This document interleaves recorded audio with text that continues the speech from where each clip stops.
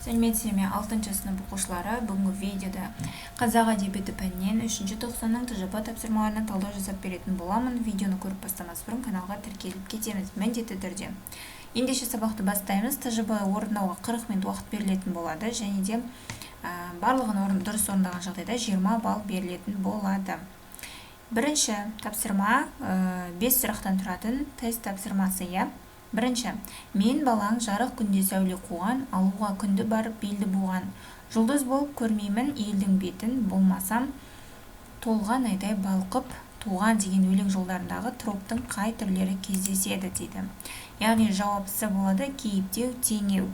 Яғни жарық күнде сәуле қуған деп теңеп тұр, яғни теңеу мен кейіптеу бар. Келесі аян алғаш рет қалай тобығын тайдырды дейді. Жауап В. Семіз бұзау мөңкіп шығып кеткенде. Үшінші сұрақ, қаралы қағаз аянға қай кезде келді дейді. Жауап А болады, жазда. Тортайдың арманындағы ақбозат не еді? Жауабы В. Жазушы болу. Қажымқан бойынан қандай қасиеттерді байқадыңыз дейді. Жауапсыз мықтылық, төзімділік және де ақ көңілділік. Енді ары қарай бізде 6, 7, 8, 9 сұрақтар. Бұл бізде кішігірім өзіміздің пікірімізді жазу. Сондықтан мен жауапты үлкейтемін. Яғни бұл жерде 6-шы тапсырмада Сұлтанмахмұт Торайғыровтың қараңғы қазақ көгіне өрмелеп шығып күн болам деген өлең жолдарындағы қараңғы деген сөзді қалай түсіндіңіз дейді. Пікіріңізді жазыңыз. Сұлтанмахмұт Торайғыровтың қараңғы қазақ көгіне өрмелеп шығып күн болам өлеңіндегі қараңғы сөзі символикалық мәнге ие. Бұл сөздің табиғатын түсіну үшін қазақ халқының тарихындағы ауыр кезеңдерді, рухани және мәдени дағдарысты ескеру қажет. Қараңғы сөзі ең алдымен халықтың байырғы мәдениеті мен дәстүрлерінің, білімі мен тәрбие ошақтарының өшірілуі. Зұлмат замандардағы кедейлік, зұлымдық пен бақытсыздықты білдіреді. Сонымен қатар бұл термин қоғамдағы байқалатын идеялық қарама-қайшылықтарды, жетіспеушіліктер мен терең үмітсіздікті бейнелейді. Автордың ұсынған өлең жолдары арқылы қазақ көгі идеясы, яғни қазақ жұртының болашағына деген сенімділік, арман мен ұмтылыстың символы ретінде қарастырылады. Бұл жерде қараңғы бейнесі жағдайдың нашарлығын көрсетіп, бірақ сонымен қатар оптимизм мен үмітке толы болашаққа деген ұмтылыс күн ретінде бейнеленеді. Торайғыровтың шығармасында шынайы, әділ әрі жарқын болашаққа жету жолындағы күресін, ұлттық рухтың оянуын білдіретін нәзік те терең символизм бар. Сондықтан қараңғы сөзі тек жағымсыз көріністі ғана емес, сонымен бірге одан шығу, өзгеру, өзін-өзі жетілдіру, жаңа өмір сүруге ұмтылуды да білдіреді. Бұл өлең қазақ халқының мәдениетінің, тарихының және болашақтағы мұраттарының маңыздылығын ерекше атап көрсетеді. Яғни оқушылар, бұл жерде бізде толығымен ашып жазылған. Егер қысқартамын десеңдер, өздерің белгілі бір сөйлемдерді алып жазсаңдар болады. Келесі 7-ші сұрақ. Әңгімеші баланың аянмен достығын сипаттаңыз дейді. Яғни бұл Сайын Мұратбековтың Жусан есі әңгімесіндегі аян деген баланың әңгімеші баламен достығын сипаттаймыз. Бұл әңгімеде аянның достығы өте нәзік әрі терең сипатталған. Бұл бала аянды ерекше дос ретінде көреді. Оның жан дүниесі мен көзқарастары оған жақын әрі түсінікті. Достықтың негізі ортақ ойындар, балалардың әуендері мен табиғатпен байланысты сәттерде бірігуі. Аян ол аңғарымпаз, сезімтал бала. Ал әңгімені айтушы оның жанында болған кездегі қызықты сәттерінде кейде ауруына байланысты ескерте жүріп, аянның науқасына алаңдап досын қадірлейді. Олар бірге өсіп, бір-бірінің қамын ойлайды, қиындықтарды бөлісіп, ерекше сәттерді бірге өткереді.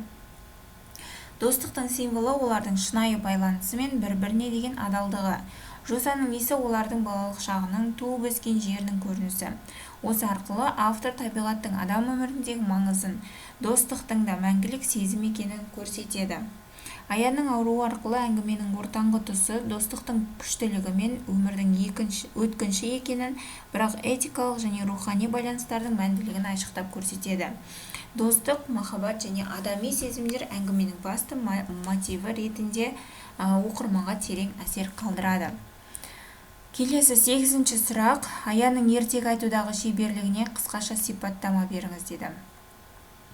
Сайын Мұратбековтің Жусан иісі әңгімесінде Аянның ертегі айтудағы шеберлігі оқырмандардың назарын аударады. Аян ол табиғи талант иесі. Ол өз тыңдаушысын елітетін, қызықты әрі әсерлі ертегілер айтып, достарына ерекше сәттер сыйлайды. Оның айтқан ертегілері әрқашан шығармашылықпен, көркем бейнелермен байытылған. Тыңдаушыларын өз әлеміне батырып, оларды ертегінің кейіпкері етеді. Аянның тіліне жеңілдік, сөздерінде образдылық бар. Ол ұсынған оқиғалар мен кейіпкерлер шынайы өмірден алынғандай елес береді. Аян ертегілерінде өзінің бала кезінің әсерлерін, армандарын және қорқыныштарын жинақтайды. Оларды тыңдаушылармен бөліседі. Оның сөйлеу мәнері эмоционалды, өзінің сезімдерін беруге және тыңдаушыларды өз ертегісіне тартуға қабілетті. Аянның ертегі айтуы достығы мен байланысының жарқыраған сәттері. Өйткені ол өз өнерімен айналасындағы адамдарды қуантып, күлдіріп, оларды ертегілер әлеміне ендіреді. Осының барлығы Аянның достары, әсіресе әңгімені баяндаушы бала үшін ерекше әрі қымбатты сәттерді тудырады. Осындай шеберлік арқылы Аян тек әңгімеші емес, сонымен қатар балалар дүниесінің жарқыраған шынайы символы болып табылады. Келесі 9-шы сұрақ бар екен. Тортайдың, яғни жаңағы әңгімедегі Жусан иісіндегі мен міне алмаған ақбоз атты бәлкім сен мінерсің дегенін қалай түсінесіз? Сайын Мұратбековтің Жусан иісі әңгімесінде мен міне алмаған ақбоз атты бәлкім сен мінерсің деген сөйлем терең символикалық мәнге ие. Бұл фраза арқылы баяндаушы бала өзінің ішкі күйзелісі мен досына деген қамқорлығын білдіреді. Ақбоз ат арман, үміт және таза, әдемі өмірдің символы. Бала аттың иесі болуға мүмкіндігі жоқтығын сезінеді, бірақ ол Аянның бақытты болуын тілеуде. Бұл сөздер достықтың, ортақ арман мен мақсаттың мәнін ашады.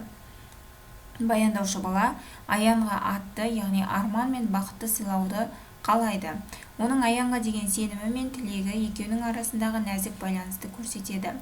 Бала досының бақытын өз бақытынан жоғары қоя отырып, шынайы достықтың қандай болуы тиістігін көрсетеді. Сондай-ақ бұл фраза ауыртпалықты, өкініш пен сәл тұйықтық сезімін де білдіреді. Ол өзінің мүмкіндіктерінің шектеулі екенін сезінсе де, Аянға шын жүректен бақыт тілеуі оның жақсы ниетінің көрінісі. Бұл өзара түсіністік, құрмет пен адалдықтан туындайтын шынайы достықтың жанасуларын тереңірек бағалай білуді білдіреді. Аты арман, ал арманның жүзеге асатын жері достық. Оны сақтап қалу үшін күресу керек. Яғни оқушылар, осымен бүгінгі біздің ТЖБ талдауымыз аяқталды. Келесі сабақтарда кездескенше сау болыңдар.